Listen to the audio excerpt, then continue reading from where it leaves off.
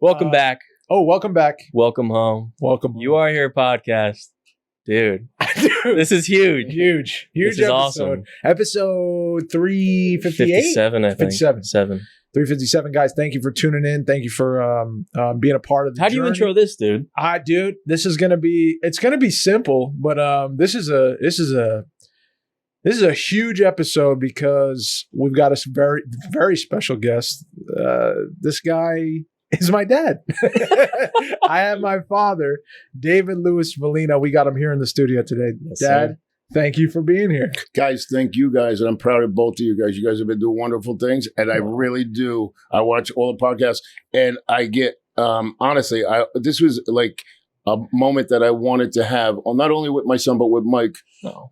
You guys, I know, tried very hard to get all this thing together. I know you've been working very hard on this, and I do appreciate you guys inviting me in here. This is cool. I've been waiting for this day, and there's a lot to say. Dude, what do you want to say? Now you're. Well, I'm going to we're going to let it flow.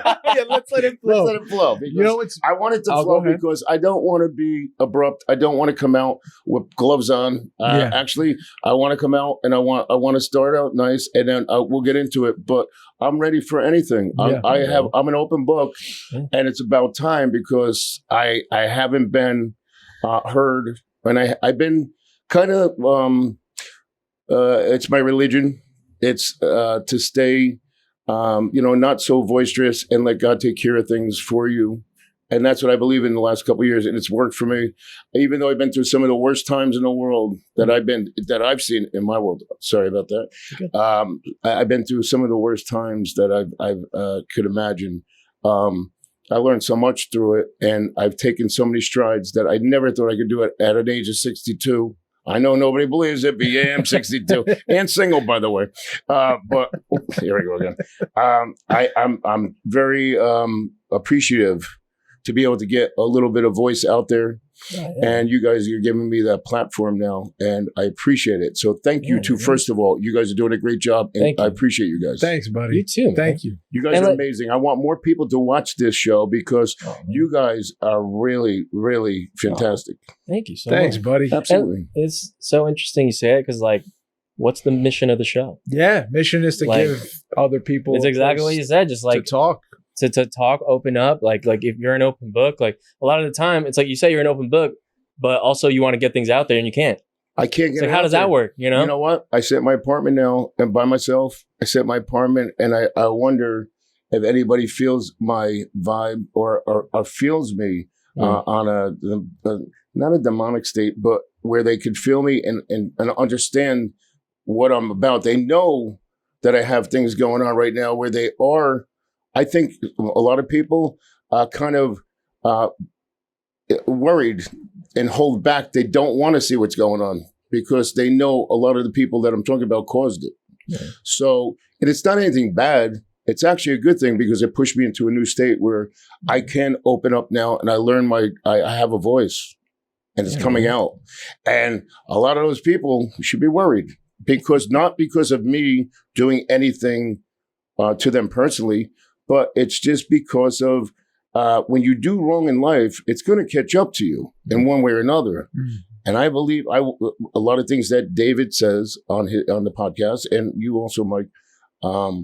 I'm like, damn it, that's exactly what the fuck I'm thinking right now, and it makes sense to me. So this is nice to be able to sit here.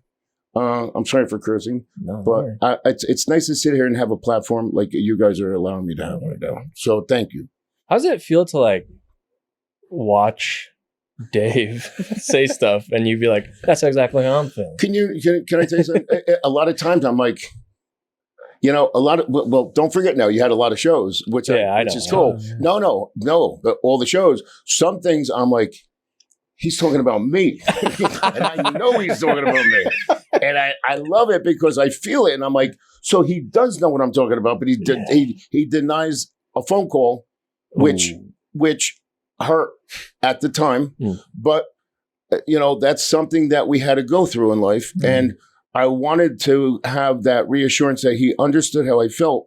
But I felt denied that phone call that, Dad, I'm going to go on tonight. I'm going to talk about this, and it's about you. It's always, It's, there's people in my life. It's me that you talk about. And I know who he's talking about, but I appreciated the show. I took it and I ran with it. And I kind of not healed myself, but made myself better in a sense for what I had to do to prove to my son that I'm still dad. I'm still there for you and I'll never leave you. That's it. Nobody pulled me away from you. No matter what anybody did in the past, I could go through a whole list of people. It's not going to happen.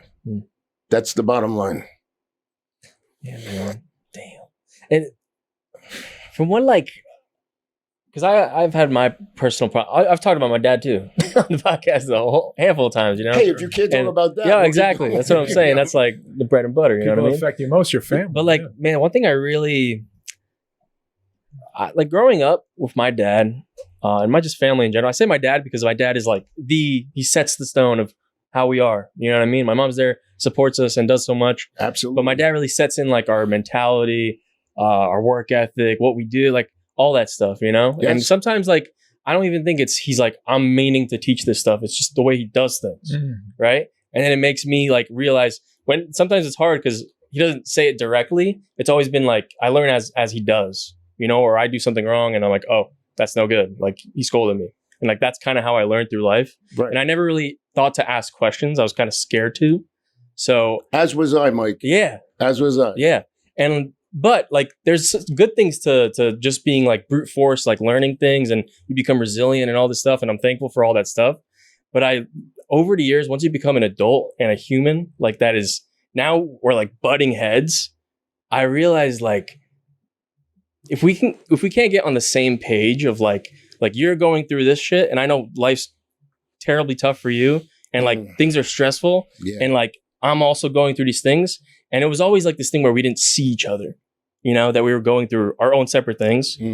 But like at the end of the day, we're always family. And that's the one thing that always brings us together. But like we finally were able to see that. And that was like the day where everything changed, where he was like, you know what, man, like I understand now. And like it took like 28 years. But man, it's like. Can I tell you something? Your dad's still here. Yeah.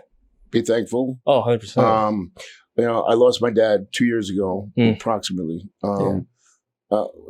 I never had the experience to sit there and have that conversation like you had with your dad and be able to bring it to that level where you could understand. And you say, you know what? It is what it is. And this and appreciate each other. It was always a war of, I guess, egos and feeling not more superior than your father or your father feeling more superior to you, but not being able to accept each other for who you are and always trying to, in a strange way, better you, but you felt like it was coming at you like daggers in your back. And it was, I wouldn't say it was it's too late now to say it was a learning experience, but it was something that I guess I had to go through. That changed a lot of my ways too in the last couple of years. And it brought everything to reality of where I am right now in life. I have a beautiful son. I lost him for a couple of years recently. And when I say that, through, he you know, I don't care if he gets mad at me, stupidness, dumbness, not understanding. But who am I to say that? Because I'm his father, but I don't write the rules. He writes the rules. Maybe I did things wrong, but I wanted more understanding. But I'm asking my son to teach me what I did wrong. That's not the way it's supposed to be done. As you just said, your father was the one that set the stone. He's the one that taught you, brought you up. My father did the same for me. I kind of let David find his way, and I was always there for him. He lived with me for a long time. I love him. He's my son. I'd do anything for my son still to this day. And I would have during any time, even when we just broke our connection for a little while. And it was dumb on both our parts, not just his, mine. I should have reached out. He should reach out. But now we have a connection that's growing faster than ever. And people actually now are sitting back and getting scared because these motherfuckers are back together. They're starting, oh God, now what do we do?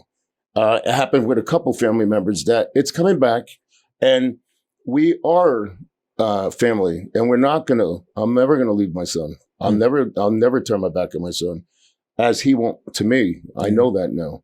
That's one of the reasons why I'm here today, just to get some of this stuff out. Kid's the best kid. I couldn't ask for a better kid. That's Well, I tell you, this is like a brother to me. I know that, and you're a beautiful kid. You know why? Yeah. Because he's with you. He doesn't mess around with nobody that's less than that. But you're a great person, Mike. Thank you, man. And I like, that's the thing too, is I think, I don't know, through that I'm trying to say too, is like, y'all are, it's like, I think it happens for every like father son whatever relationship. I think specifically for father son, it's like, it's a different bond. I don't know. I don't know how it is for, it's only what I can speak to. Yeah. But As I was saying before, I wish I had the opportunity to sit at my father's deathbed now and talk to him like this. I can't imagine. But I didn't have the voice to do it back then. I tried, but he would come at me even on his deathbed and tell me, change those fucking pants because they got holes in them. Go buy a pair of pants. If the day before he died, he goes, I want you to go buy a pair of pants and just, get a pair. But I understand it now. I understand what he's doing. He was trying to better me. He wasn't trying to hurt me. He was just trying to make me a better person in life.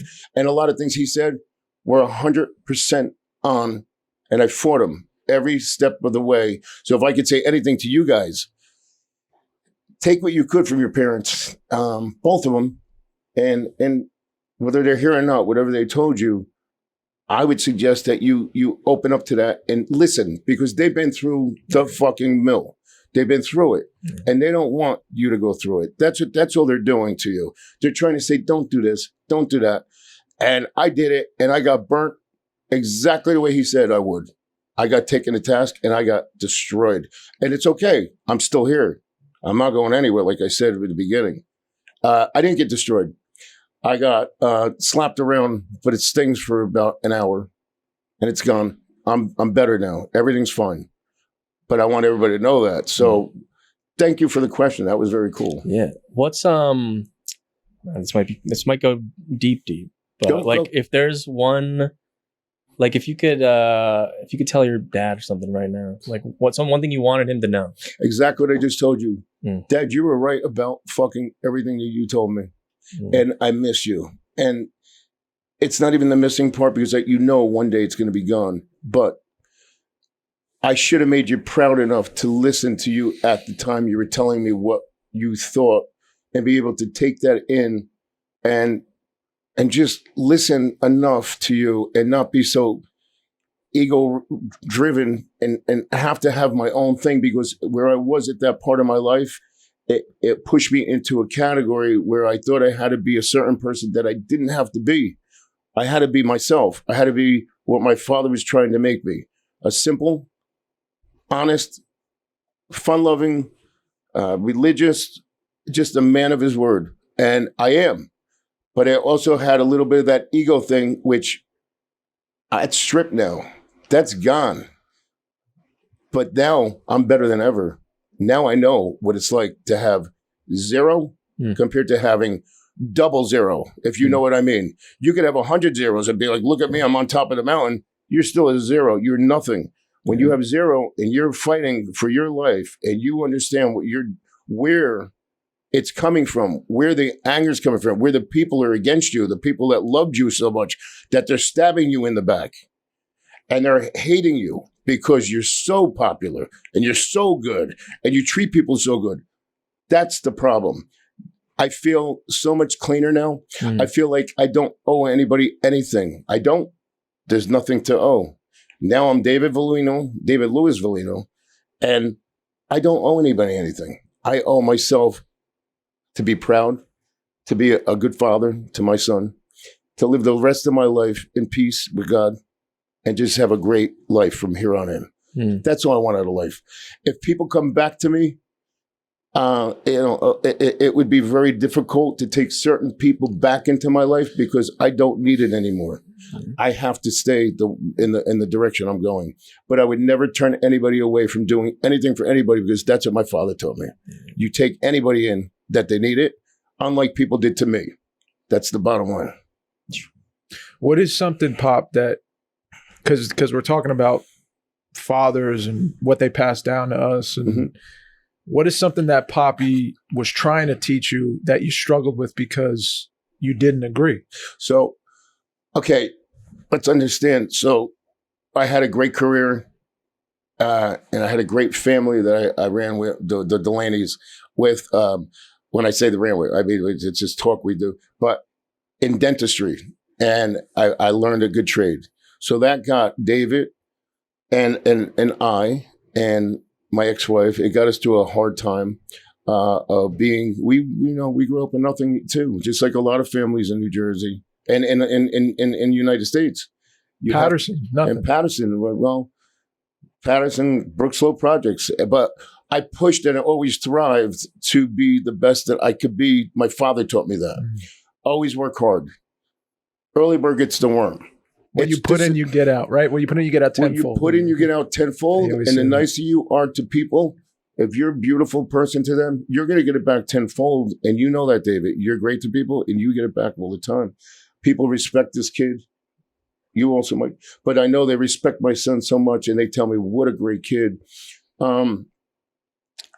What your question again was with Poppy? What did he try to teach you you didn't agree with? So what I didn't agree with was that you can't make everybody happy in this world. Oof. And I tried to. So I tried to do the best I could. And I did. I could go through a whole litany of things with you guys of what I did. And I'm not bragging because you're not supposed to brag. I'm just letting you know since it's a question. He used to watch me take 14 people, 20 people out to dinners, like nothing, 3,000, 4,000. And these people would just come and they would expect it after a while. He used to say, you're, pardon the French, fucking nuts. These people don't give two shits about you, David. They're watching you reach in your pocket at the end of the meal, paying. They don't give a shit about you. I thought that he was nuts. I did. I looked at him and said, you're not understanding. These people, the 250 people at my wine party that lived in my neighborhood that come to my party every year, Dad, I don't even have to ask them and help me with the grapes. David, that's nothing. They carry a couple grapes, dump them in a thing. It hit me a couple years ago when he said, where are they now? Where are they now? That they went to every one of your parties, didn't even send you a thank you. Zero. That's the amazing part. That's the part that really hurt because when that settled in, it was a shot like Tyson hit me in the head. It was, or in the gut. It bent me over. It made me feel like, you know what? He's right, but I still didn't want to agree. When I finally agreed is when I had to get out of my house because my ex-wife, she did a number of things that are still going through litigation and stuff. But she wanted to actually destroy me more. So she let people in the neighborhood come into my house and just take everything that was in my house for free. And I had to sit there and watch it. And even my dog at the time, my only dog, I couldn't take him to the apartment. I had 8 days to move out. And she knew it. I had 2 dogs before with that dog that were living with me when she left me overnight and just walked out of my life one night. And, that was the middle of the divorce, but we were still separated. Divorce wasn't finalized yet and left me. But I had to man the house, 3 dogs, no money. There was a lot of issues at the time that she was just throwing back at me, which she accomplished her mission. Mission accomplished. Very good job. You tried to destroy somebody. I'm still here. You might have taken away everything I had in my life. You didn't take this away. And nobody's going to take that away. Nobody. But going back to the house and to watch people, all these friends and everything. And that's what my father tried to tell me. They were walking out with steppers for $10,000. Bicycles, the Cyclone bicycles, just walking out of the house with them. And I'm going to take the shoes too. I'm sorry about this, boy. I'm going to take Put it in front of you. I'm going to take the shoes too because they go with the bike. Yeah, but they have a price tag on them for $35, even though they're $400 shoes. Yeah, but I'm going to take those too because Lisa said but it's okay. But that's what the day that I opened my eyes and when my dog got carried away, my dog, when he got carried away and he was crying and I was crying in the driveway as my life just walked out and everything I owned, that's when I woke up and I said, you know what? My fucking he was still alive at the time. And again, going back to the ego thing, I still never let him know, which I should have, that you were right, Dad. And that's all he wanted. But all I wanted was, David, you were right also. And in life, David, you did good, and I never got that. So when Pop did what he did, that was one of the messages that I heard clear, loud and clear. And I did. I made a couple mistakes there, and I should have did some things that everybody says this when a parent passes. I should have did this. I should have did that. You can't say that now. I realized that, and I had my word with God, and God told me you can't beat yourself up over that now. You just have to be thankful you had him for the time you did. I miss him every day. I cry for him all the time. I wish he was here now, but he's not. So I got to move on. But he's here. He's here. And anybody that thinks he's not here, try me out. That's all I can say. He's right here inside me. And a lot of people are trying me and think I'm bullshitting about that. No, I'm not. He's right here. He made a spot in my heart when he passed that I would never, and I couldn't trade for anything in my life. He made an imprint on me that I feel like him. I wear his jacket right now, as my son seen, his Teamsters jacket, and I love it. I wear it proud as hell. it's my dad's jacket. Yeah, see that? And anybody ask me, you're in the Teamsters? That's my dad's jacket. My dad was in Teamsters. My dad did the dirty work. Yeah. My dad was the man that, drove those trucks, tractor trailers into New York City. But, back to the question, David. Yeah, that was the biggest thing. That's a big one. Yeah, that was the biggest thing. Did you, when you think about him now, pal, and there was a moment when he was passing, and that whole 24 hours, that was really rough. Yeah. That was sorry to lean on this. I think it's important to talk about. I love it. Bring it out. Bring it out. Yeah, it was rough to see him pass, and then the next day to meet with you in the morning. Because I got to see, front row seat to what that was like to say goodbye to a Roman soldier. That's what like. Yeah, it was his body, right? I mean, his soul had gone, but his body was there. It was just us in the room with him, and it was before anyone came in. And you, I hope you don't mind me sharing. No, but you were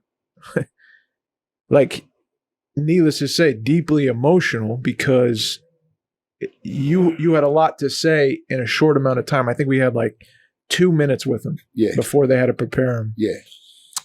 And it seemed like you were getting out a lot of frustration in that first minute. And then that second minute, you were forgiving him. I did. I did. And you picked up on that. And thank you for that, because that was a hard time, as you know. So why did you forgive him? I wanted to ask. Well, when I walked in the room, first of all, which you were there, and they pulled the cover down, he looked like a Roman soldier. Straight as a board, tan, good looking, not one wrinkle in his face. I knew that he met his maker and that he was good. I was pleased. I got angry because I wanted to still yell at him and still be aggressive with him and still show my ego that, listen, I'm not fucking done with you yet. Mm-hmm. I'm not done with you. And I couldn't. Mm-hmm. That's why it's better sometimes to be able to talk about it and to get that out. Mm-hmm. But after a minute, because we only had a short time, I hugged him and I kissed him. And I realized that he's so happy that he's not suffering anymore with any of the aggravation that he was going through. He fought cancer for a while. He did a great job fighting cancer, and without anybody knowing, he wouldn't let you know how he felt, and he wouldn't let you know how bad it was until he started falling and doing certain things, which everybody falls into that. But to be able to see him at relaxed state and look beautiful, he looked to me like a Roman soldier. Like he was ready to go to war. And that made such an impression on me that when I pass, I want you to see that. Yeah. I want you to see me laying there, not with a grin, just with a normal face and just ready to go meet my maker, because you're going to know that I'm there. Uh-huh. And I guarantee you, I'll let you know. I'll let you know. But it was a hard moment. As far as what I wanted to say to him, I wanted to grab him and shake him and wake him up. Yeah. It almost looked like he was, you said it, like he would wake up. That's how beautiful he looked. He looked like he was ready to just sit up and talk to me. And he wasn't. So it was a very, very, very hard experience, but at the same time, it was a beautiful experience to see him go and to see him be with his family and be able to be comfortable again once in life and out of life now in the next life. Yeah. It seems like over time you've been, in life, I know you guys had your friction and you spoke about that a lot. Absolutely. But from that day, from that moment, seeing you forgive him and express that love to him and let him go in that way, in that sense, he's still with you, but you forgave him of his life. Absolutely. Of You the have things. to. See, that's what I wanted to know more about. You have to. And I had to let it. I had to let everything go that I felt was the wronging. Mm. And not that it made it right, but you have to relieve it from your life, and you have to release it and let it go. You have to. And you have to let them move on, and you have to move on from that. And you have to learn from the experience. And that's exactly what I did. Yeah. And he made me that day into a man more than I thought I was. Let's put it that way. Okay? I thought I was a man. I wasn't a man. That day, seeing him laying there, I became a man. Mm-hmm. Yeah. I heard something like recently that like really messed me up. I don't know what it was. It's just probably like some Instagram the crap. But it was an interview between these guys. I don't even know who they are. But a guy asked him, like, how often do you see your dad? Mm. Right? My family's in Poland, so what tops I see them, well, they come more often, you know what I mean? Like throughout the year, but a lot of people like, maybe once a year, three times a year. Mm.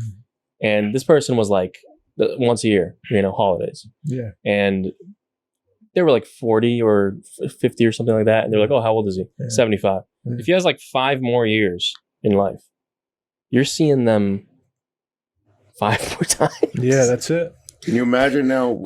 I hear that number, like single digits, double. I'm like, I can't. Like, I freak out. Yeah. Like, I don't know. If you need motivation, I guess, like that that lit a fire in me. I'm like, oh, I need to like do way more. Right. Like I need to figure it out. Right. That's a great thing you feel that, though, because you're getting pushed that way. Yeah. But you're realizing now. So in a direct way, you're becoming more of a man. Yeah. Because you're learning your role in life now. Yeah. And you have to, and it's not that I didn't, it's when that hits. Yeah. But there's always things you could do before that hits that will make you understand more, and make them understand that you actually accept whatever you had to go through, challenges, whatever, you'll understand why. Yeah. Yeah. It's just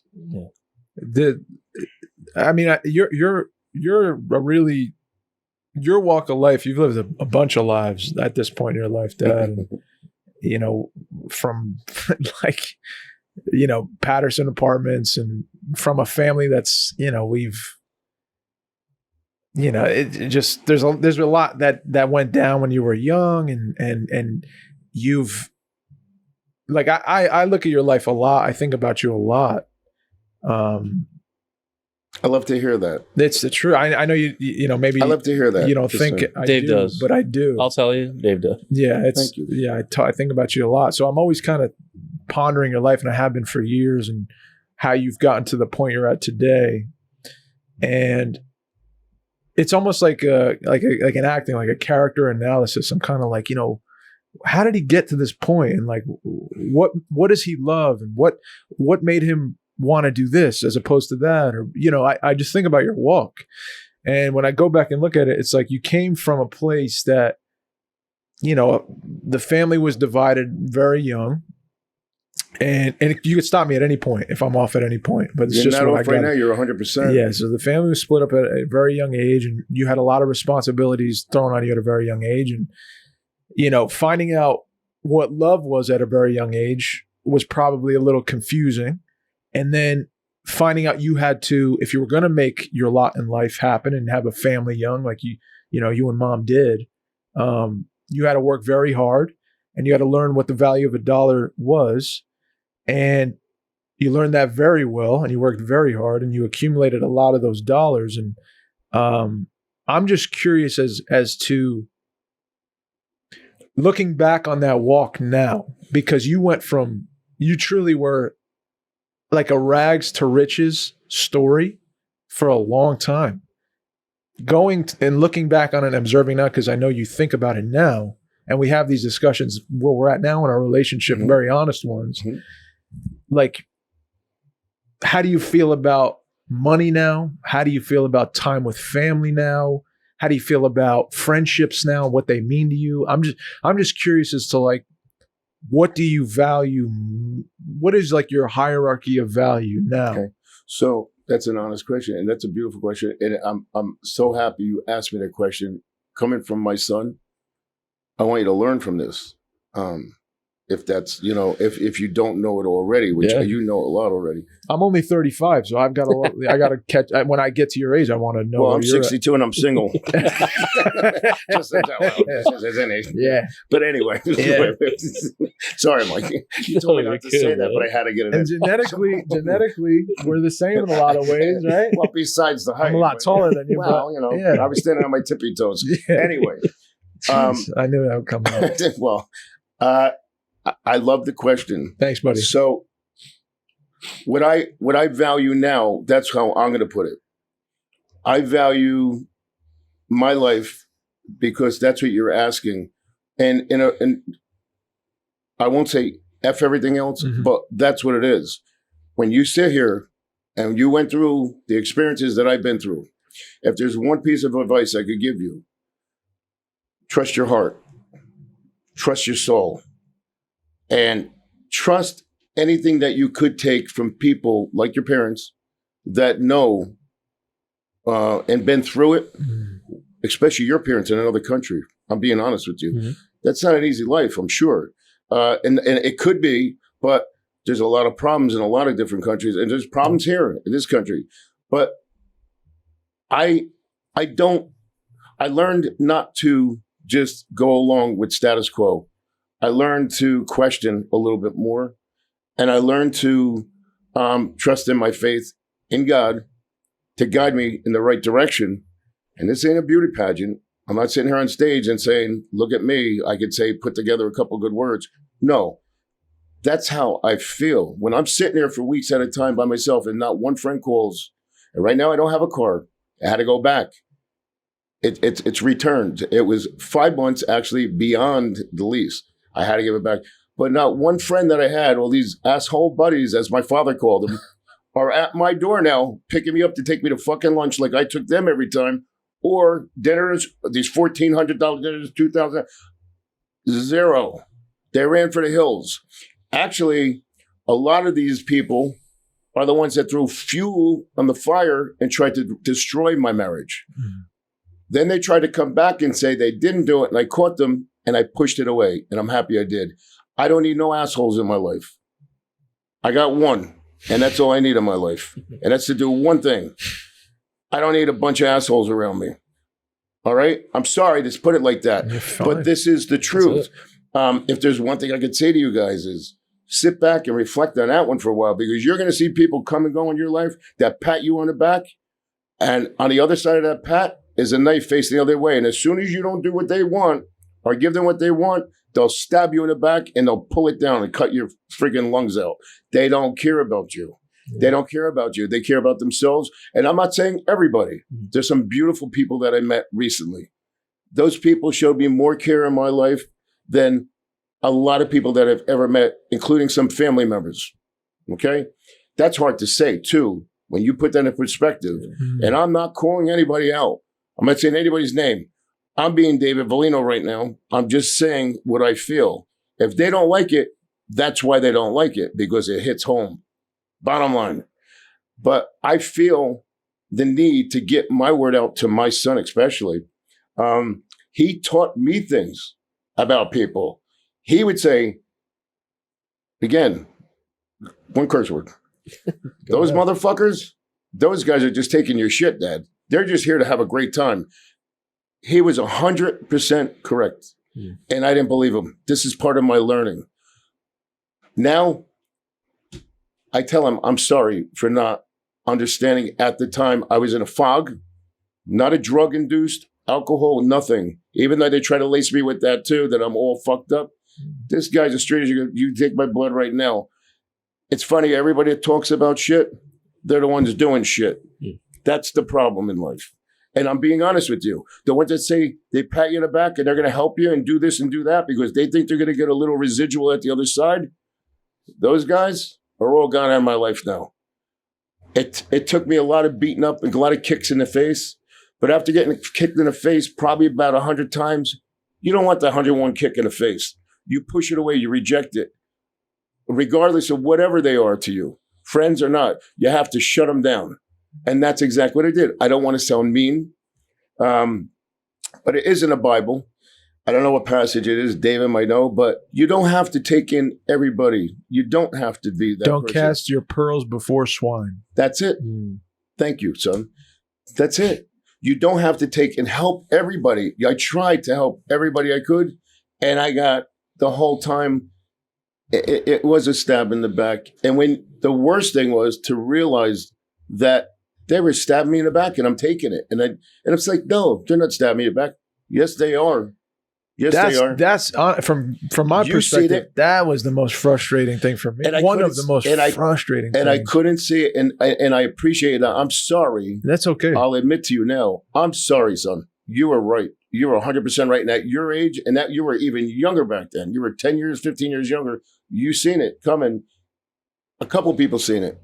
I lost people because they didn't want to be around people that were stabbing me in the back. They couldn't take it no more. They're like, I'm not watching it. Yeah, the good ones that couldn't be around you. Tony Pisano. Yeah, perfect example. Love the kid. My number one friend. Angelo Caro. Perfect example. Number one friend. Love Angelo. Yeah, great guy. But they're all gone now. He's gone, Angelo. They couldn't take it no more. They couldn't take what I was doing. And they moved on. And you know what? You know why they love you so fucking much? They love me so much and they couldn't take to see what I was going through. Yeah. But I fell into a gap where I didn't have a wife anymore. Yeah. I didn't have a father that was helping me. Yeah. I didn't have a mom that was helping me. I had zero. I ended up losing not just contact, not my son losing, but just contact. And I had nobody. So I just went along with the crowd and I listened to people and what they believed in and how they tried to. And what they did was guide me into a dark hole. Mm-hmm. That's it. Mm-hmm. They guided me into the wrong things and tried to push me and shape me. And the whole time I fought it, but it was so easy to say, you know what? Yeah, let's go out tonight at 2:00 in the morning, which is at the age, I'm 62 now and single. But I'm at the age of 55 years old, when all this started hitting, I was still listening to these people that were just, they were running shot at me. They do whatever they wanted to do because I was an open-minded guy. I would take in people and I would help out. Listen, I'm not an angel, but one day I believe I will be. I believe that I'm a good person, and I believe that in life that I did a lot of good things for people, and I know that my God watches me.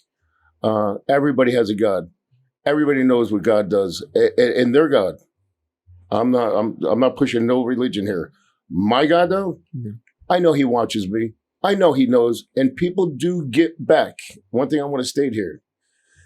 It's tenfold when you're good, you get it back tenfold. When you're bad, you get it back tenfold, but in a bad way. Mm. And I believe that wholeheartedly. And all these people that wanted to be big mouths and everything and try to ruin my reputation and everything, it didn't work. It just didn't work. It's not going to work. He's not going to let it happen. The angels aren't going to let it happen. true. It's not going to happen. I've been studying this. I've been watching. I've been reading on it. It's not going to work because the truth comes out no matter what. Dirt comes out in the laundry. Bottom line. That's it, in the wash. The dirt's going to come out in the wash. You're going to see what it is, and people are starting to see what it is now. They're starting to say, you know what? They're starting to call me again. This guy, hey, Dave, you want to go out with me? No, thank you. I'm good right now. I'm good. I found what I needed to find, whatever that was. I'm not blowing myself up, but I'm good. Even though a lot was stripped from me, David knows. It's okay. That's materialistic. That means zero in life. You can't take it with you. I don't want to just go on that and just keep saying that. You can't take it with you. I had everything in my life that I could want. Beautiful son. That was my number one thing. I had a wife. I'm just sorry, sir. But it was an amazing run for me. At my age of 62, I feel great. I think that's partly a God thing. I think that he's given me the opportunity to control what I do in my life and to be healthy and to live a health. I feel like I'm 35, 40. I do. I don't feel like an older person. And that's not an older age, but still it is to some people, like you just stated. When my parents got another 10 years, and realistically, you're right. I don't see it that way. I see it like I want to live to 100. I want to be like the oldest person on this earth. I want to be one of those Chinese people who live to 180. I just want to sit there translucent. You can look right through me and I'll just see there. You can see my heartbeat and I'll just sit there and do that. People come to like bow at me in a chair. But this is how I feel. But go ahead. I'm sorry. No, you're fine, pal. I think.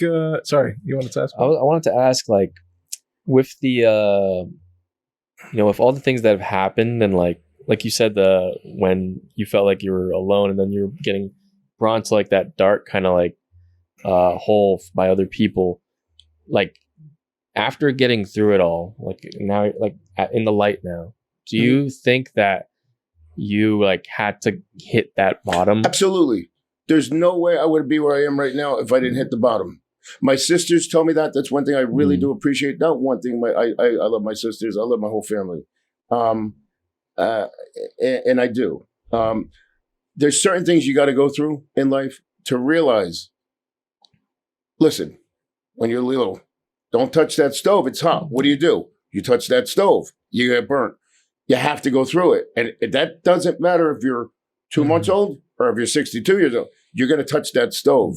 And I had to, because I had to say, you know what? That looks like fun over there. That looks like a good time. These guys are all having a good time. Everybody's having a good time. Everything's nice and everything's so easy.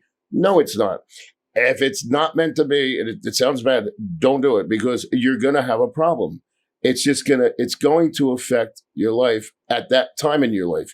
I'm not saying it's going to affect you forever, because if you're strong enough, you're going to pull out of it, and you're going to make sure that you make the changes that you have to make to get out of that situation.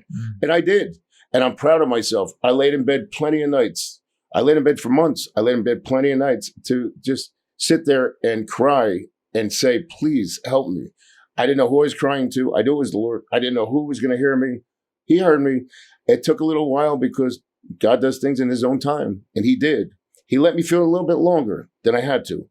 And still to this day, it's a little bit longer, a couple things that I'm going through right now than it has to be. And I won't get into that. That's a whole nother episode. But I'm going to be honest with you. It's the truth. And David will contest to that. It was brutal some nights where I never thought of doing anything wrong to myself or anybody else ever in my life. I would never do that. But there was nights there was like, what am I even doing here anymore? And I don't like this person anymore. I don't like this. And that's what brought me out of that and said, you know what? I'm better than this shit. I'm a fucking good guy. I made a lot of people happy, and there's a lot more to make happy.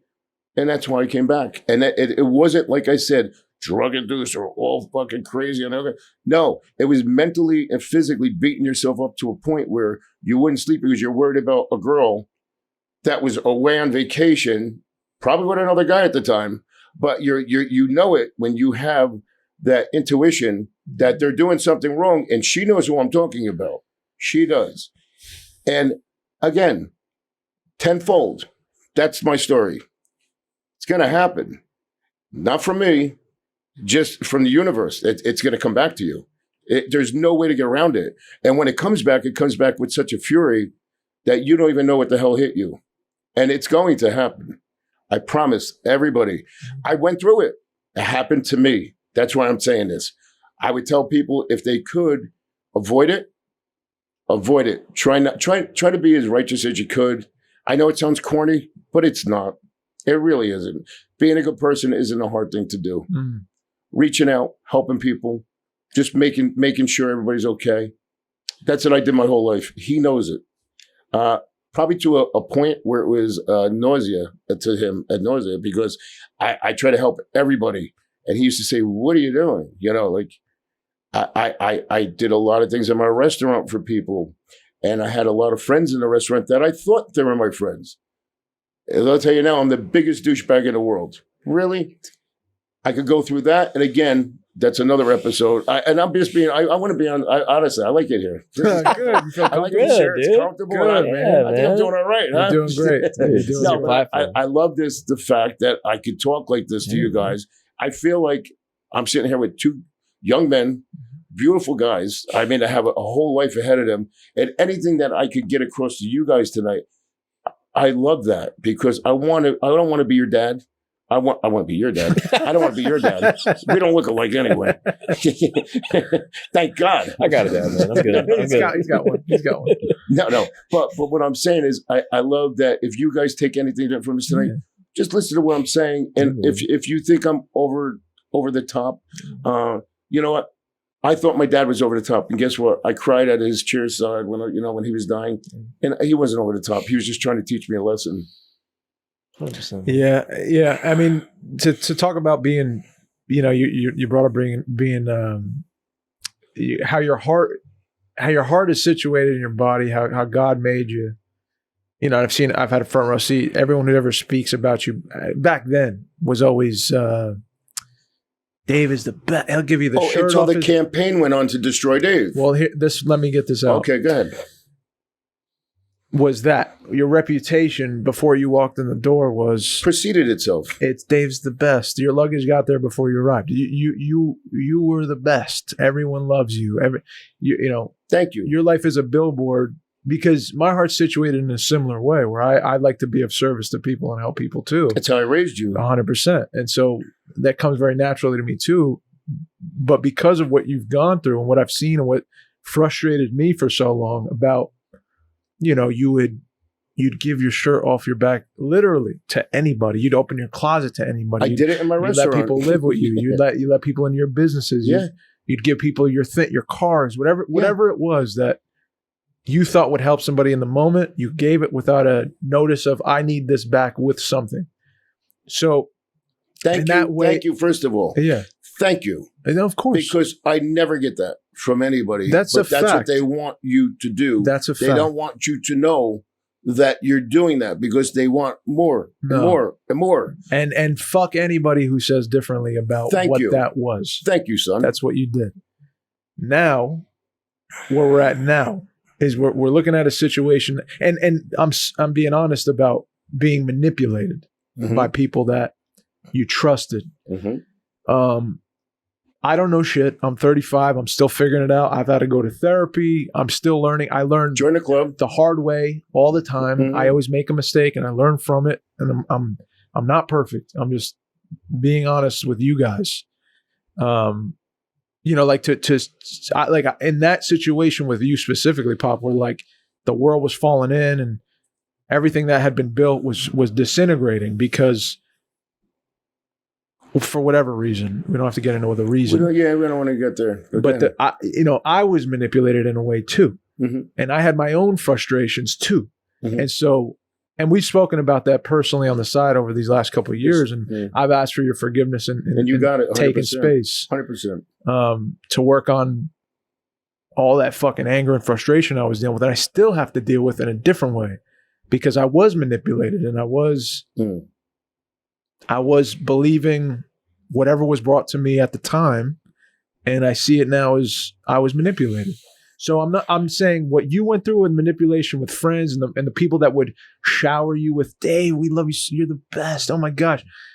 It's easy to be manipulated or to be swayed into, like, my thing is, I chase love in a similar way, or I have a lot of my life with friends and with my status in the world. And I got to be a great fucking actor. So my dad will say, I'm so proud of you. That meant so much to me.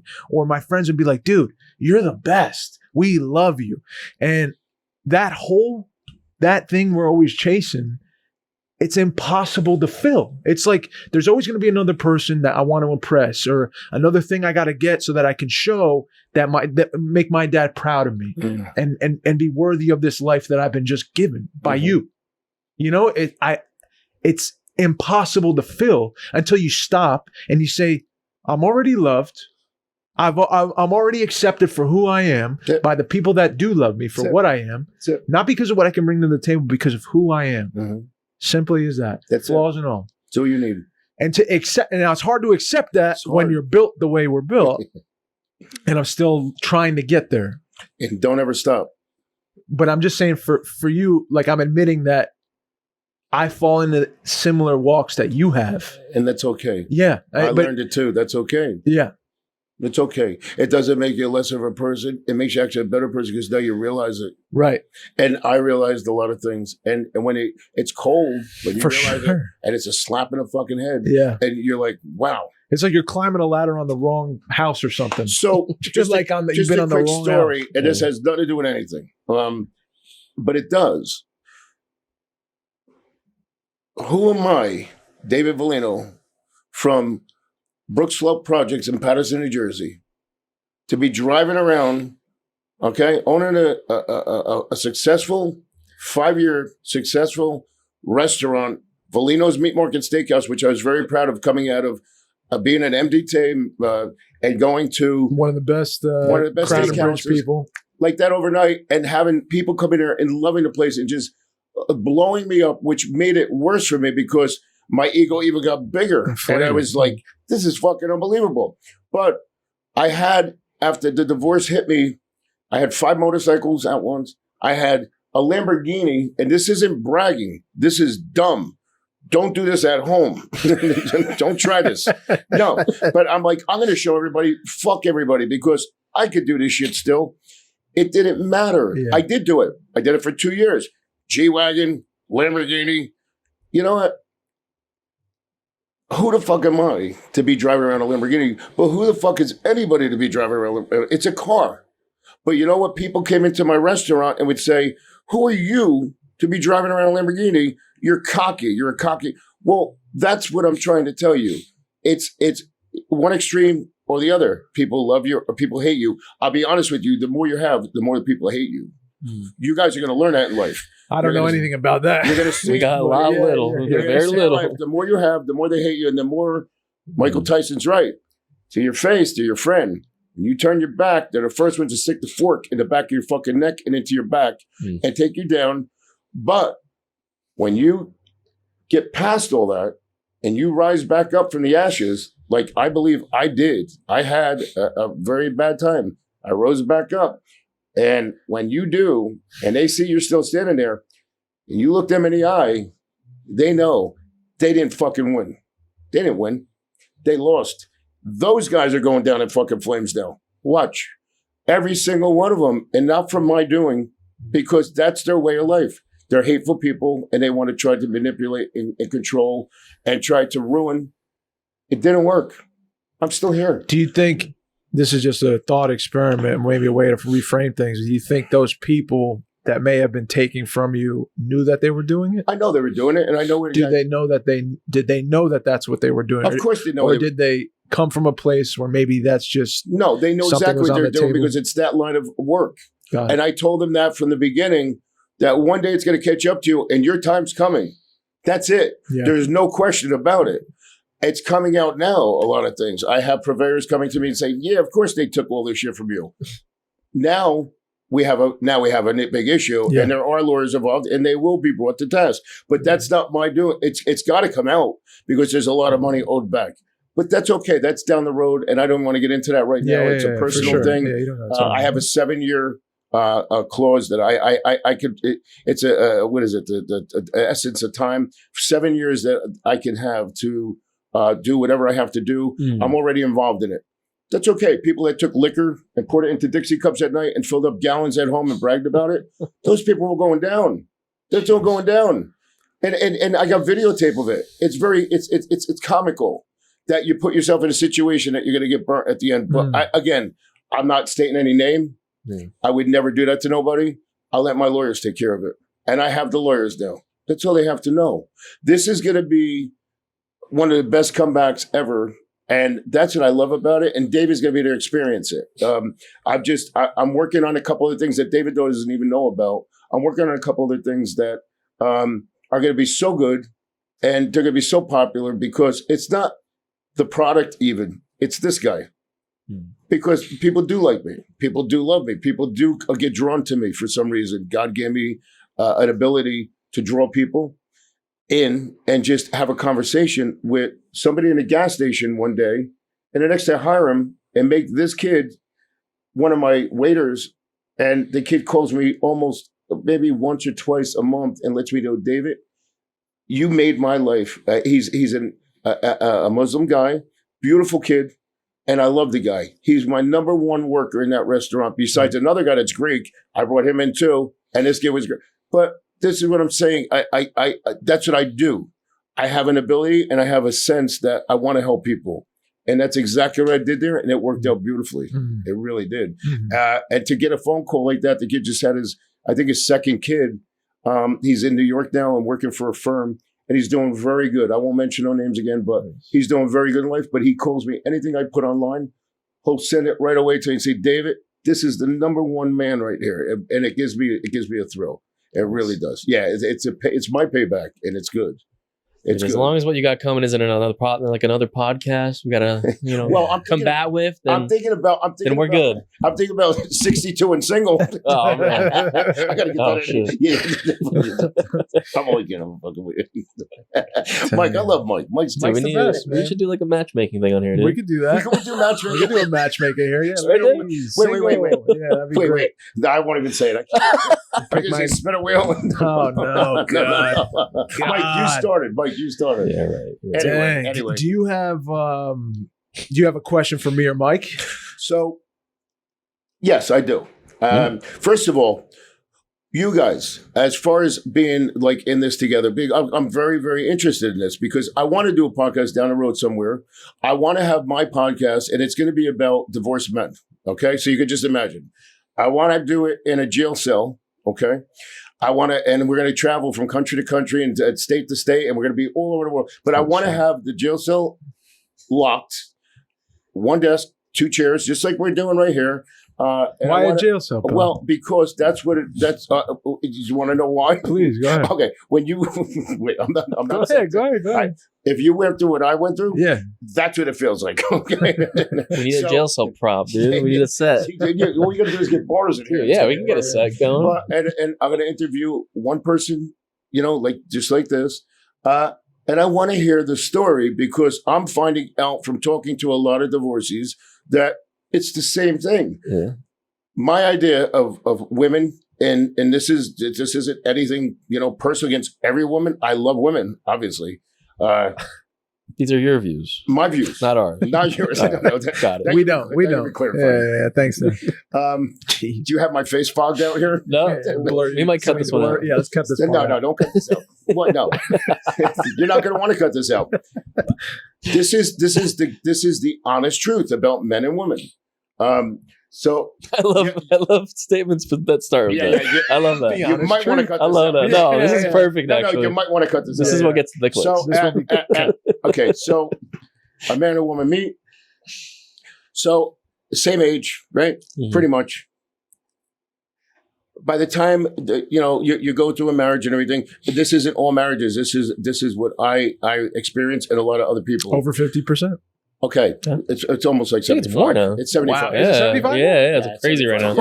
Yeah, I do the research on this because I got to do it use it for my podcast. Yeah, exactly. So what happens is with women and men, when you get bored, okay, A man is more interested in keeping his woman happy because he don't want her to want anybody else.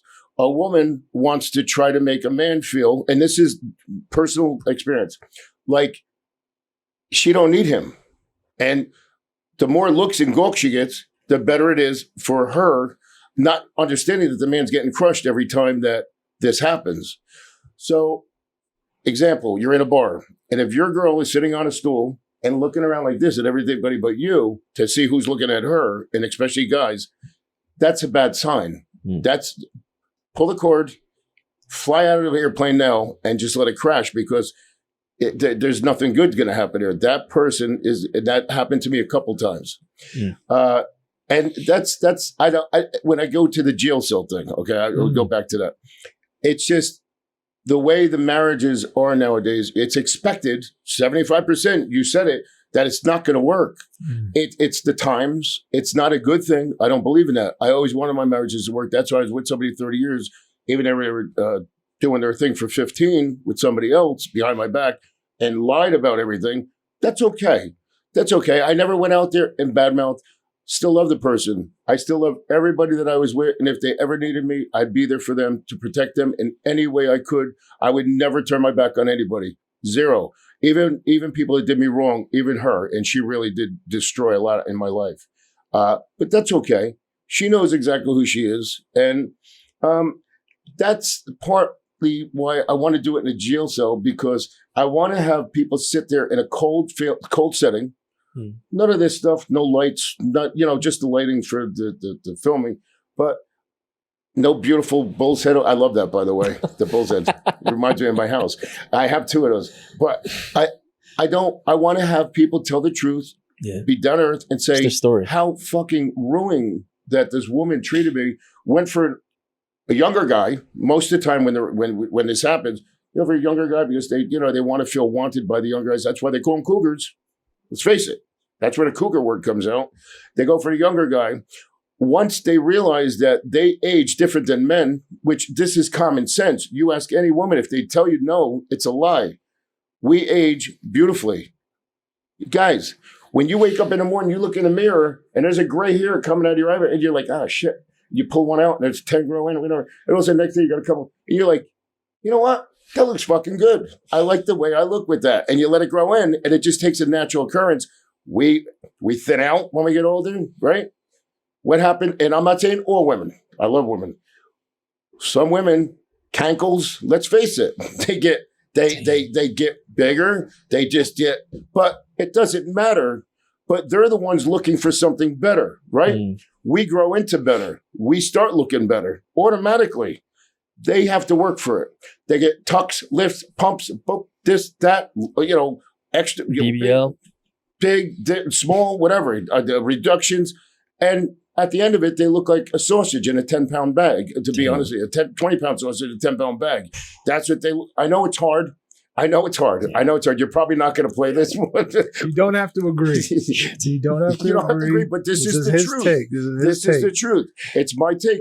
But what I experience in life, right now, if I date anybody, usually I'm not looking for anybody. But if I date anybody, which I don't go out on these dates, which people are like, oh, you're a whoremaster. No, I'm not. He could tell you. He knows exactly how many women, I don't go running out there looking for women. I want one person like that I can find.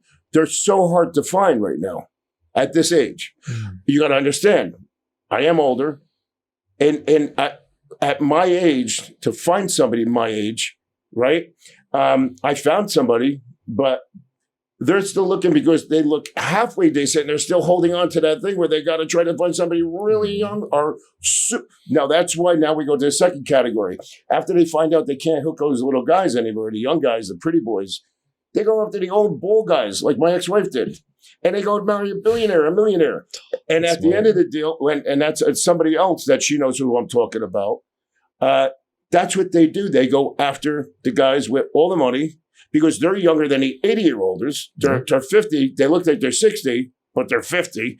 And they're going after 80-year-olders just because they know that guy's going to be gone soon, and they want to get his worth. That's the bottom line. That's what this world's become. Isn't that a shame? It is a shame Because because people used to live together back in the like 100 years, 200 years ago. I know people now that you live still in a do village. it. Yeah, I mean, that's my hope. That's your where I hope, want to but that's be. you know what? Don't ever give up hope on that I because won't. that's the most sacred thing. And that's why I was married. I was married for 20, but with her for 30 years. So, Pop, Yes. how do you think we're different, and how do you think we're alike, me and you? So I think that we're different in many ways, but in many good ways, because I think that you learned from me some inconsistencies that if you didn't see me going through them, you wouldn't have known that was wrong. So I think that you had a little bit like I did previously with my father. So I seen some things that he did. Like I'm just telling you, I don't want 30 fucking women. I don't want that. I want one good person to live the rest of my life with. Because as you stated, I don't have that long. If I have 25, 30 years, which is a long shot. But if I do, I want to live it to the best of my ability and the best of my life. That's why I try to keep myself in the best shape I could and try to keep myself viable, that I could do whatever I want. Right now, if I wanted to go out with somebody, and I wanted to stay out and go to dinner and go dancing, I could do that. I don't feel like these guys that are 62 now that can't do that because they're in bed at 8 o'clock, sleeping because they have aches and pains, whatever. So I think that it's generational. You learn through the years by watching and experiencing your parents and other people, for that matter. I think that you learned a lot of things from me, and you're like, I'm never going to do that. That's stupid. Like have all these people come around you that aren't real people. That's my biggest beef. But that's where I think that we're similar. But and what I learned from you and what you learned from me. What I learned from you is that you don't have to always be right. You could be wrong sometimes, and you have to let your guard down sometimes and be able to say, you know what, I'm okay with that. My kid's right, and he's a young kid, but he's seen it from outside the box, and he's telling me what he's seeing. So you have to listen to that, and you have to experience that, and say, you know what, I'm going to take a stab here. I'm going to go out. I'm going to do what he's saying, not to do what he's saying, but to try to understand what he's saying and to try to move on gracefully without muddying up the waters. Just not concerning you that there's a problem, but understanding that he's right about things. There's certain people in my life that came in my life. You said, I don't like this. Yes or no? For sure. And I told him, but these guys are my friends. And this is even towards the end. And I'm like, after a while, I'm like, he's right. I don't need these people around me. It's not a good look. You are who you hang out with. Okay? That's the truth. You are who you hang out with. And you hang out with dirty laundry, you're going to get dirty. That's it. Yeah. There's no way, and people are going to look at you like you're dirty laundry. That's it. There's no way to get around it. That's fair. Yeah. I think, I'm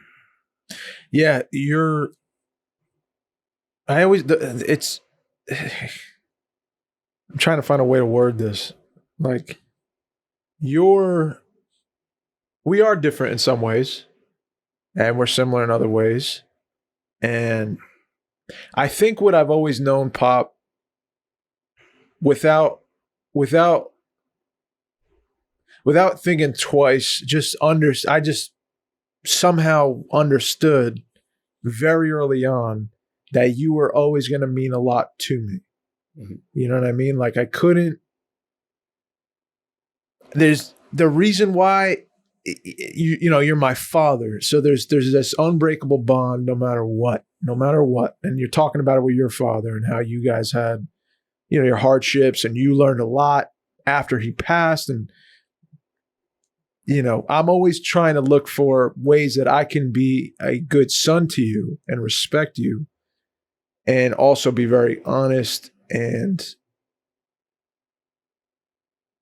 loving to you. And because you always mean so much to me, like we've had it out a bunch, and I've taken time away, and I've apologized to you about it, but it was like, it sucks to hear, but it was like a necessary thing I had to do for myself to figure out how to have a relationship with you as an adult, like growing up now into this next chapter we have today, which, it's not perfect, but like, I'm very grateful for us talking and being together and close again. And like, you don't agree with everything I do at all. Like you've told me many times, not many times, but a few times, we're like, fuck are you doing? Like, you shouldn't be hanging out doing, what are you doing? That's stupid.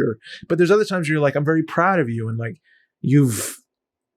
I'm impressed with what you did. You just said it today to us on the podcast of what we're doing now. And that always means a lot to me. But it's because of this thing that God put in me for you. My heart is like, you're always, like, I talk to Mike a lot, like, and he'll tell you, like, he thinks about you a lot. I do.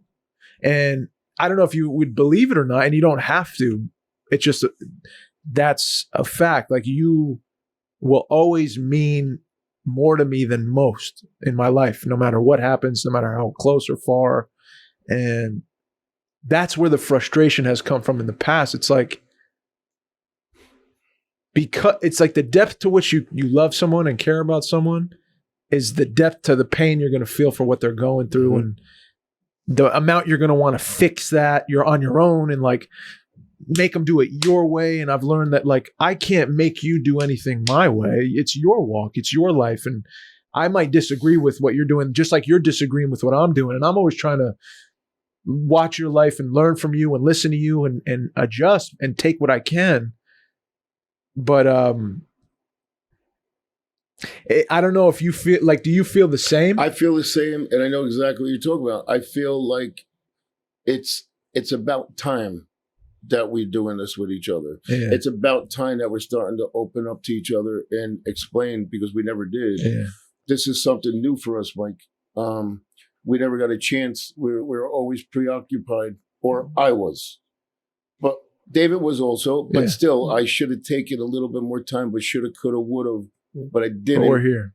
But we're here at this point now, which is amazing. And to be able to sit here and listen to that, what he just told me, made me feel a little bit more whole than I was when I walked in the door. Okay? So it gave me a little bit more understanding of what he feels like, which I appreciate. Everything you said, I love you. Me too. This is something that I wanted to hear. And I love the fact that you know that we're on the right road. Yeah, we are. We're on the right road, and we're doing the right thing now, and nobody's going to break that bond now. No.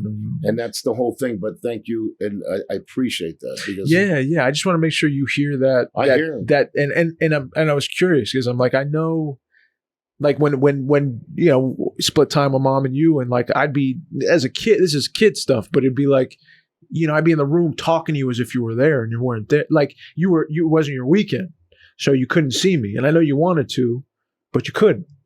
And my heart had just always this huge room for you in it, where I was like, I love that. I was talking to you and you weren't there. I wish you would have told me that sooner. I don't know why I did. I love the but fact I guess we didn't do that. No, but I love the fact, like I just said, that it came out now. But I want you to know something. There's many nights now, and that's what you've expressed. In my kitchen, I talk to you. Yeah, see, and I sit there and I talk to him, and I just talk to him like he's hearing me.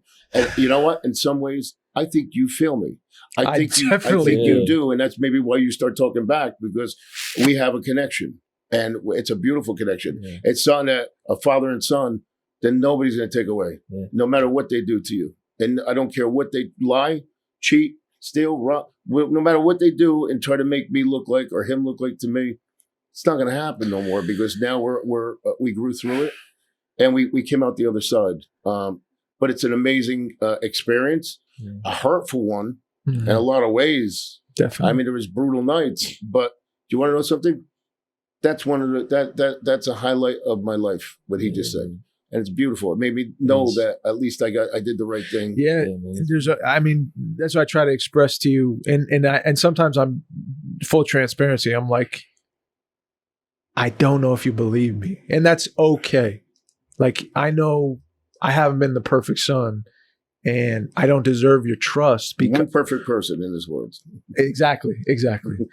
And so I know the pain that I've caused you by taking time away and working on myself and working on who I am as a man. And I know that words are words, right? And I try to make mine mean something to you and to everybody, but you will you could do anything, hurtful or not. Nothing can break how much I love you. Mhm. It's And amazing. Thank you. it's a fact. Right.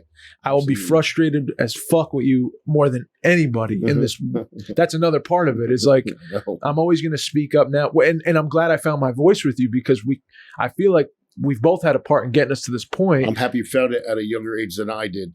Me too. But again, that Maybe Poppy that was an was- example for me. But maybe You- I was an example for you. you too. were an example You're for me. learning because I need that. I need you to do that because you're going to need that. I just in don't want us to get to a point where we're looking back on our lives and saying like, fuck, man, me and you should have talked, man. No, we should have. that's like Poppy and I. Yeah, You know exactly. that. So Yeah. I don't think so. That's why I'm here today. Yeah. So That's why the opportunity is amazing. But not only that, it's just to be sitting here with you guys and my son, just to be sitting here looking at him with a great kid and to know that we're both on the same page. yeah. And there's no taking that away from anybody. You can't do that. These other people, if that's your problem or whatever your situations are, you'll have to deal with that. And I wish you all the luck in the world. Mm. You should learn what you just seen. You should learn that, and you should try to do that with your parents because that's an amazing step for my son and I. Huge, 100%. huge. Yeah. Yeah, and I'm grateful. God's been so good to us to bring us to this point. This is unbelievable. Yeah, I never thought we'd get to a point because I tell him sometimes, but I remember looking you in the eye a few times. Like I remember the one time, and we were in Florence together. I think you remember this, but we were in Florence together. Rough life. I'm like, Yeah. How about that? We were in Florence Wait, together. wait. We were right on the Ponte Vecchio. My father had this incredible room, and Oh, God. we were right. It was snowing. Again, things that we I should have had. Yeah, I should have had. It was the presidential suite, the Barcelona, etc. It was like 5,000 square feet of Oh, room. it's It was crazy. a presidential suite. It's crazy. 2 rooms. Oh. Each room was like 2,500 square, whatever. Oh. It's the most ridiculous thing that you could see. And you walk out on the balcony, there's statues, these Oh. Roman soldiers holding these swords. Go ahead, but I'm saying Yeah. at $14,000 a night, and I'm saying, what am I doing here? I told him, bowls of grapes coming in, $500 bowls of grapes. For what? It's grapes. We go outside and pick them off a tree. Yeah. That's honestly, Yeah. but that's what he's seen, and I didn't know at the time that he realized that this is stupid. Yeah, no, I realized it was stupid. I was, I think you did. it never. Like I enjoyed being where we were on those trips. Yeah, it was I great. was very grateful you took me along on a trip like that. But I was also always kind of frustrated because there was these moments which I'm talking about now where, we didn't talk about what was going on inside very much with each other, And we should've. and that's my fault too. It's my fault. I'm the dad. It's my fault. It was my fault for not speaking up for myself too. Mhm. So, that a lot of pain I carried around, a lot of things I wanted to say to you that I didn't, and I learned now that it's better to get it out and express them to you. But one of those days, and this is what I wanted to allude to you, and I don't know if you felt it or not, but over the years, we'd always be there for each other, and we'd have moments of sharing each other that I think were, significant and special. But there was a few of them where we would just cry. I don't know if you remember that. We were I do. looking at each other, and you were playing a song, and Yeah. It's okay. Yeah. It's okay. Yeah. Hey, David, I remember like it was yesterday, and that's some moments that I'll never forget. And you wanted something, I could cry now too. I think it's a beautiful moment. That well, we just had. a marker of like I think, and I know from my side, it was always like, fuck, I love this guy so much, and I know we can't talk about it with our words as much as I'd like to, Yeah. and express where I'm frustrated or where ask me how I'm doing, or I do that for you, and I get an answer like where it's like, wow, that's really who my dad is in this moment. And in those moments, we'd have like this acknowledgement of like, fuck, man, he sees me and he loves me, and that's enough for now. And I saw you, that's deep. and you loved me, and that's enough for now. And I hope that one day we get to a place where we can do something like this, where it's like we don't have to hold in this love for each other, or these Well, frustrations or whatever. We're getting there. We're getting there. Yeah, but And I just wanted appreciate to that. highlight those because I think they were like little pacifying buoys in this ocean of like, I know he loves me. I don't know why I can't express to him what I'm frustrated about or how I'm feeling. I don't know why he's not asking. I don't know why I'm not asking him. I don't know why we're just going along with this beautiful thing in this experience and like carrying all this weight. But Yeah. we're here today with less than we've ever had, but in the same token, more than we've ever had with Much each other. more than you ever had. You're going to have, and this is something that's all you need. I'm gonna just go off of one thing you said just now. Part of that was my bringing up and having a dad that would never say, Right. when you hang up, I love you. That's right. And I used to wait for it. And my mom used to do it too to me. And I used to wait for it. And sometimes you'd hear it, I love you. And I'd be like, I love you too. But to this day, anybody on the phone, if they don't tell me they love me, because it was driven in my head not to say it back, because just in my mind, not that it's a sick mind, I didn't think it was right to say, I love you. You heard me say the first thing when I walked in, I love you. Mike, I love you. You're a good guy, but I love this guy. But it's easy now. You know why? Because it's the truth. That's how you feel. What David's experienced, and I believe, and I'm not trying to psychoanalyze him, I should have said it a lot sooner. I should have cried. I should have had those talks with him when we were crying. And I should have cut off the scumbags and pieces of shit that were in my life that took my time away from that kid. And I'm at fault for that. And I don't hate those people. I don't hate anybody. I don't hate anybody. Even people I try to help that did bad things behind my back with my wife, that's okay. I don't hate anybody. I love everybody. So that meant more to me than anything just now. Thank you. Yeah, because I know there's peace there. I know that's what matters. And we always wanted to, but we never did because I kind of trained him. Don't say it. Don't be that guy. Don't be the. But I didn't do it meaningful or meaningly to make him hold him back from saying something nice. I had to be. We just didn't talk like that. You didn't talk like that with your dad. How could we talk like that? There was no. You always told me you loved me. Yeah, it was never like you didn't say you didn't love me. No, but I should have had more conversation with you, and I know that, and that's my fault. And I take all the rap for that one. That's my fault. Well, I appreciate you saying that. It's my fault, and I'm glad we've talked about it. Absolutely. And I'm so glad we can talk about anything now together. Absolutely, we could do anything together. Yeah, and that's the truth. Anything at all. I'm proud of us for that. Yeah. I'm glad we went through all the bullshit to get to this point, and as adults, and well, hopefully I'm here for many more years, as many as I could 55 be. more. Well, probably I'll be really translucent. I'll be fucking yes, sir, like a ghost. Yeah, hey, watch it. Fucking Mike Casper, he's calling me. Oh man, no, but I really appreciate it. That was amazing just now, and again.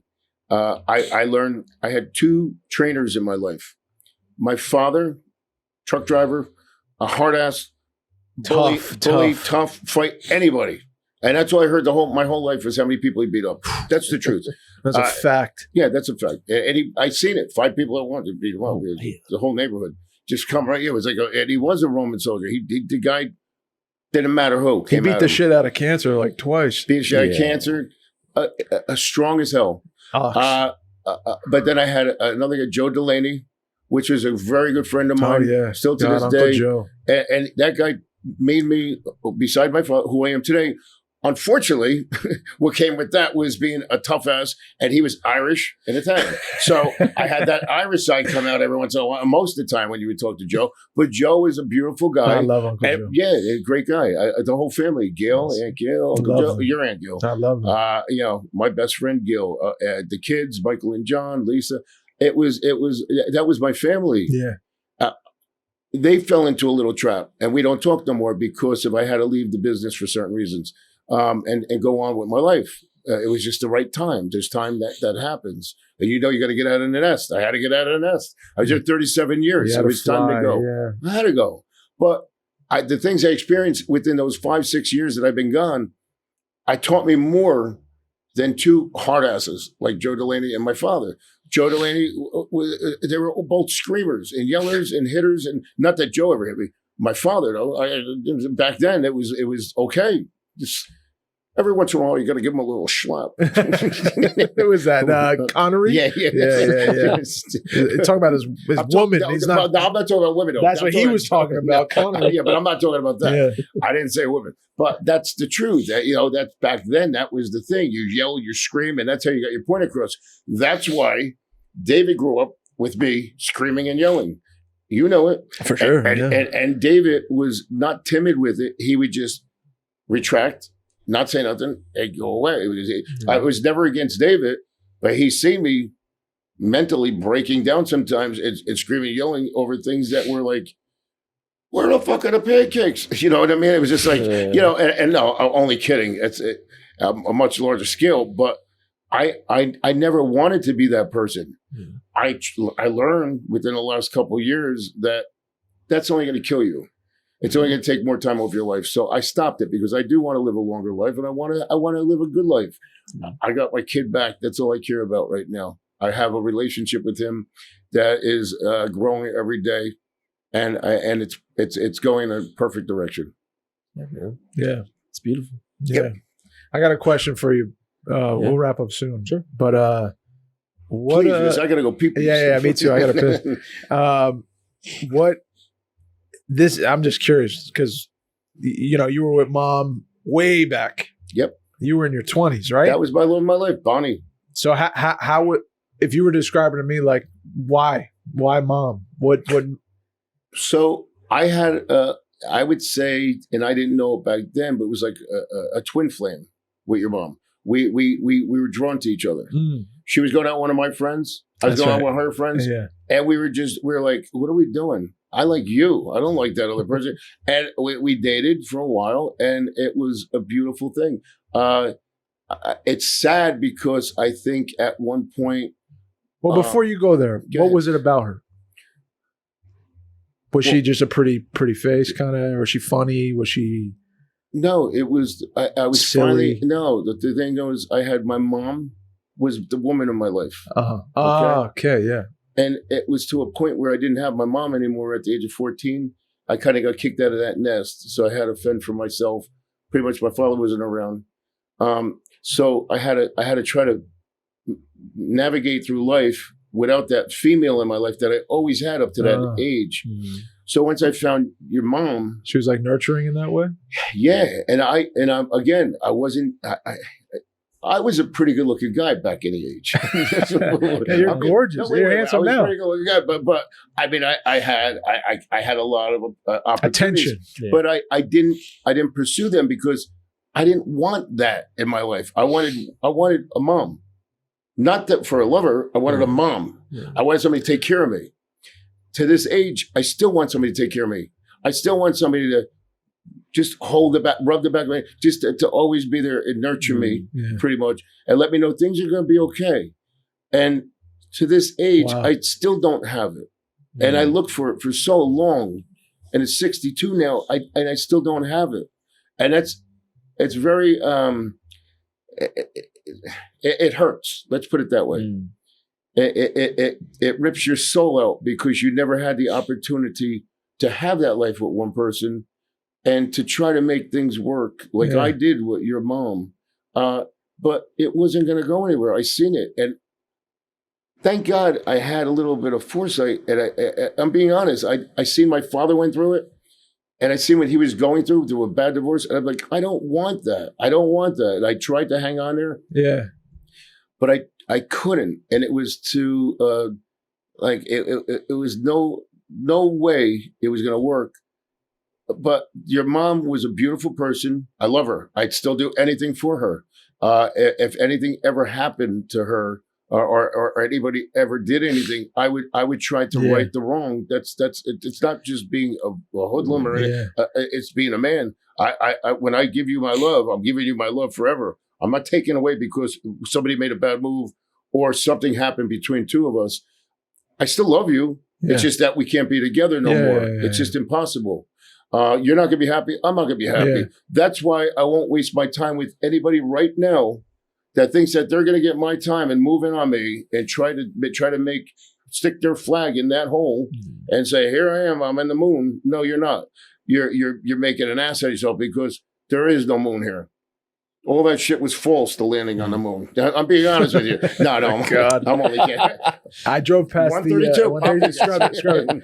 I drove I'm only past. kidding. I believe No, I you. know. I drove past the Augusta House. I did too the other day. I did too. Did you? Not yesterday. I did about 2 weeks ago. I was 2 weeks over ago? there. Yeah. And imagine how small. That's where it was their first house together where I was born and grew up. Yeah, but imagine that. A couple years. 24, 20. Yeah, kid. We're 18, started dating 18, 19. So we were young and just like you and Lena. Yeah. It's amazing. But I drove past there and I just looked at the fence. Me too, man. I'm thinking Isn't about that nuts that we were there? It's nuts. But that back then we were doing wine in the yard. We had people coming over back then. Parties in the yard. I had a thriving for people to be happy. You always had like a commune of people showing up. Yeah, that you'd celebrate with. I have a quick clip. And David actually produced it with Carl. Oh yeah, Carl. So yeah, it's called Bottled Poetry. Yeah. And they made this thing, and it explains the winemaking. The winemaking is on YouTube. Yeah. YouTube. But what a great job! But it explains. But you see from when we were younger, and David when he was this big, and with Grandpa. Yeah. Grandpa Anthony. Yeah, Grandpa Anthony. Big Grandpa. And the times that my great grandfather. We had. Listen, all in all, I'm thankful for God that He gave me the life to live, and that He gave me this kid that. I never knew it back then, but this is the reason why I'm on my way back to normalcy and living my life again. And not looking at the smaller things in life, which some people think are the huge things and brag about. Been there, done that, wore that shirt, whatever it is. It's okay. It's done. That's done. I had that time in my life. I'm not saying that things aren't going to be grand again because I think they are, but still, my grand now is a different level. My grand now is comfort, a fire at night with a good person and sitting there. And you know what?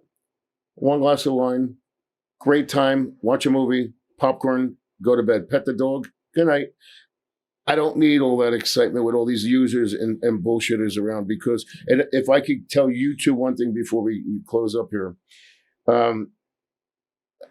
try to take that for what it's worth, both of you. And I don't care. You can look at me right now and say, this guy's fucking nuts. No, I'm not. I lived it. I lived it to the fullest. These people can't touch me, what I did.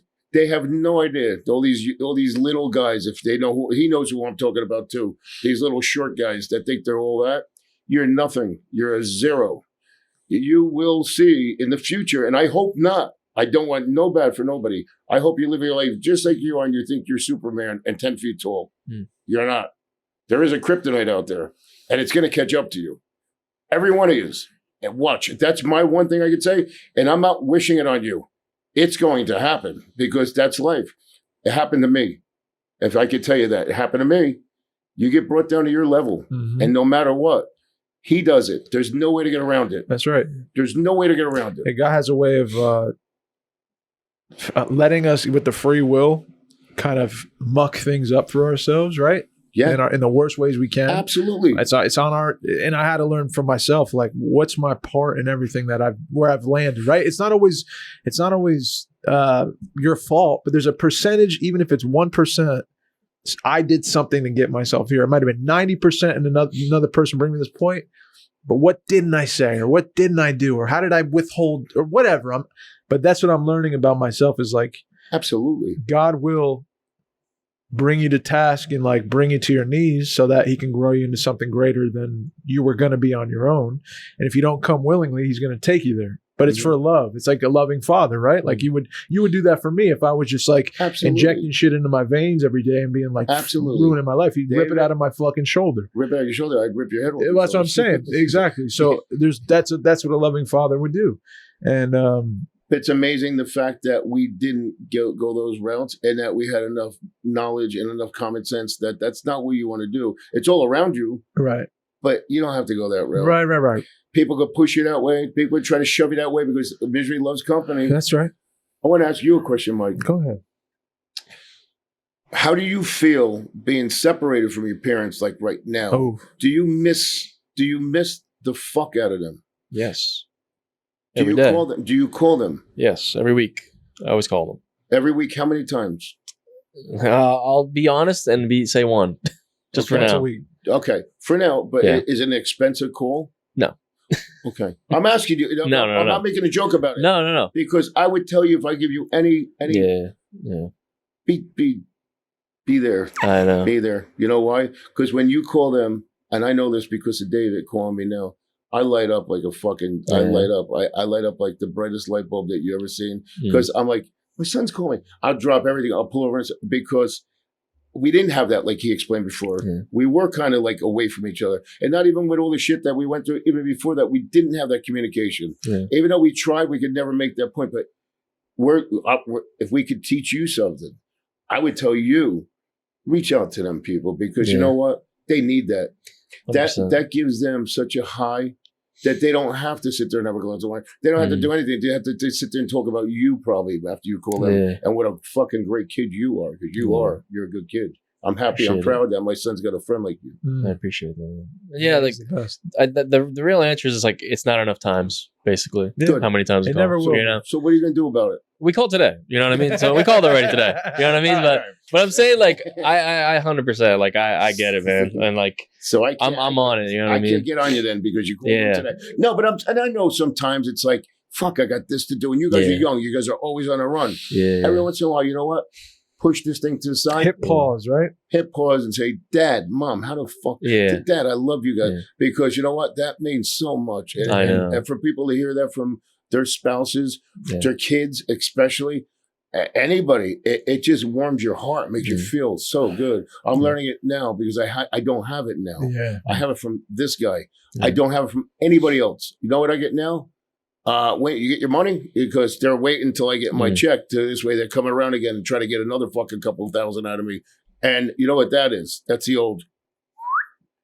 I don't need them. Yeah. I don't need them. I don't need nobody in my life. The people that come into my life, that are drawn into my life, and that I choose to have in my life are going to be in my life. Mm-hmm. Anybody else? I'll never turn my back on anybody. But I don't need all these people around. Let's just put it that way in a nice way. Do you feel comfortable if I asked you about because you were describing very personally and vulnerably about like how you see women now, how what you were looking for back then in women and how you still look for that now as like this nurturing figure, and specifically your mother, and how around 14 you felt like you had to kind of go look for that elsewhere. Where are you now with Grandma? Where are you now? So me and Grandma are in a good spot. The best we're gonna be. Let's put it that way. We never had a chance to do what you and I did. It's still to this day we wait to see who's gonna say I love you first on the phone before we hang up. So it's not there. Do you know why? It's just because of the way we were brought up, and it's not. They taught me this. Let's put it that way. They taught me that. So in return, I'm giving them back to say, congratulations, I got an A in your class. You taught me this. You taught me not to say, I love you, Mom. Do you forgive her or no? Of course I do. I forgive her, and I forgive her. And I mean, she's older now. Yeah. She's not the best health, but she feels better, which I talked to her. But I started doing what I'm telling you to do. And sometimes, like last night, I talked to her for an hour. That's awesome. I never did that before. That's awesome. But it's never too late.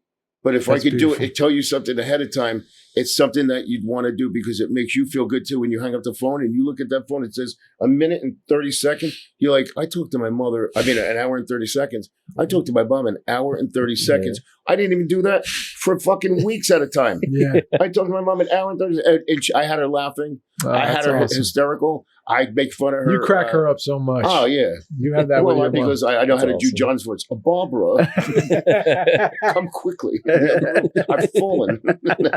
And she's like, well, when am I going to do John? No, it's just, it's something that you want to really think about now because while you have the time, when he's laying there on that slab, you can't say nothing that'll, you can only hope and pray that he's still in the room, his soul, and that he hears you. And that's what I did that day. I just said, it was rough. Let's put it that way. But it was rough to just hold him and look in his eyes. And pretty much his eyes were a little open still. And you see the blue still. They were grayish blue because they were dying out. But it was a sobering moment David said 2 minutes that that's it. I could see your dad for 2 minutes and that's it. He's in the ground. It was a very chilling, eye-opening situation where I had to go through it. I didn't ever want that day. I said I would never even be there that day. I wouldn't go in a room, and I wanted nothing more than to be in that room and to see him and say goodbye. And it was a beautiful experience in the other side too, because I seen him, and like I said, that's my Roman soldier. He gave me a heart that day. He passed his heart onto me. I felt it. It was something that I can't explain to you, but I was never a person that wanted to hurt or anything or do nothing, but I felt his pride. He passed it into me, where if anybody wants to play games and do anything and try to hurt me or my family, just try it. That's okay. But I can't promise you, because I don't know when that comes out that side what it's going to be like. I know I can take care of myself, but in a different way. He passed something on to me that day that I can't explain to you. And you won't know it until your dad passes on to you, but you feel a piece of him just get absorbed into you. It just went right into my heart. I felt it. And I the rest of the time, I was on air, floating the whole rest of the day, the funeral and everything. It was the whole experience of knowing that's it. This is goodbye forever. And once you hit that point, you realize that you should have did things that you never did before. And I know you hear that all the time, because once they're gone, you can't say nothing. You could say something. You could say, I'm sorry. You could say, you're all right, Dad. And I'm going to miss the fuck out of you. So that's pretty much that day. Yeah. But, yeah. Just want to leave with the last thing, I guess, that I got for y'all. Yeah, please, man.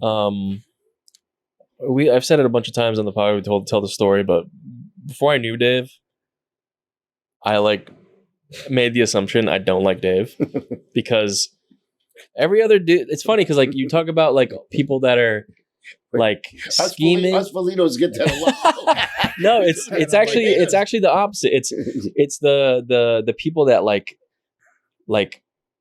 cross your back, stuff like that. I don't trust people. I'm one. Dave knows. I'm one to. I got a barrier up. Yep. To get in, it's impossible. God. And if I let you in, you're in for life. Yeah. You know what I mean? And that's it. And just from where we were working, it's young dude shit where guys are just there to mac on all the girls, and I'm oh, Dave's another one, a guy like that, good looking dude, tall dude. Everyone loves Dave. Everyone's all around that's Dave. Dave's amazing. And I'm dealing with all these other dudes. I'm oh, these guys are all the fucking same. And then Dave is this just ball of good, and I was oh, I'm totally wrong, and I think it's just interesting, just that, how you were saying is, getting those people out of your life, you know what I mean, and those but you still try to help them, but I don't know, just that contradiction, I see both those sides, and it started as me thinking that you were that type of person, and you were the complete opposite, and I can see that. Dave, I know, has so much just love and good and all that. And I see that in you too. And that's where he gets it. I appreciate that. 100%. I appreciate it. That and means, I see it. You know what? I did my job here.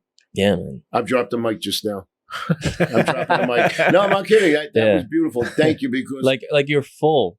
Y'all are full of good and love. Hey, thanks, buddy. Thank you so much. That made my night, and more than my night. It warmed my heart even more than it was. Thank you. I appreciate it, and really a lot of respect for that. Thank you. Yeah. All right, buddy. Come to the end of this this episode of the podcast. Okay. How do you feel? If you were to leave our future selves, looking back, me and you looking back on this in 10 years, what would you say to us in 10 years from now? Those versions of us. Okay, you mean from as of today, what happened today? No. Just what would you have to say if you knew we were out there watching this back 10 years from now, me and you. Listen to this episode. I'm going to say this is the day that we took a step forward to become better friends, better family, better father-son team, and and all better people.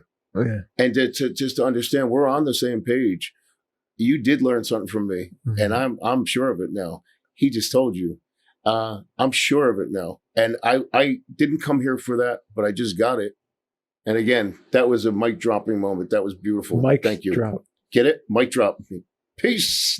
That's the You Are Here podcast. That's the You Are Here podcast, Very man. cool. Thank you guys very much. Man. I appreciate you guys. Yeah, you too, man. And I love you both. You're a good guy. You too, man. Love you too. Love you too. Him, I have to love. He's my son. But Mike, I love you. I earned it. Yeah. You earned it. Cool. No, thank you for doing this with us, Pop. Yeah. Absolutely. Thanks I'm for looking coming. forward. I want to do 2 and 3 soon. And we'll do Yes, them again. sir. We'll do it Right. again. Yeah. Respect for coming on, man. Yeah, ton of respect for coming on. No problem. That's awesome. He just gave me an hour before. Yeah, and I did. I love hit it. him with the, That's let's see if we can do it spontaneous, dude. today. I like it. Cool. But I appreciate it, pal. I love you. Thank you. That's the You Are Here podcast, My name's guys. Mike. Hey, wait. If you want to like and subscribe, Pop's run a lot today. I think we deserve it. Man, I don't know. Man. Like and subscribe, share with your friends. Go ahead. It's a big conversation. I'm glad we had it. Yeah, it was a beautiful moment. I want everybody out there. Tell your friends because this is a great podcast. Thanks, this buddy. Thank you, man. These guys are very understanding. Very cool. And wait That's until my his dad. podcast comes out, dude. Wait till this We're podcast getting comes out. thrown out, dude. Yep. Well, yeah, there might be some angry ladies out there. But guys, like and subscribe if you Yes, want sir. to. If you want to be part of the Patreon, it's patreon.com/youareherepod. Yes, sir. Yeah, and more to come. But Mikey, thank you for holding this space Yes, for us sir. today and bringing this all together. Love you guys. Love you, Always man. appreciate it. My name's Mike, and I'm signing out. My name's Dave. I love you all. Please be kind to yourself. Please be kind to one another. Dave Alino, peace. Yes, sir. Peace.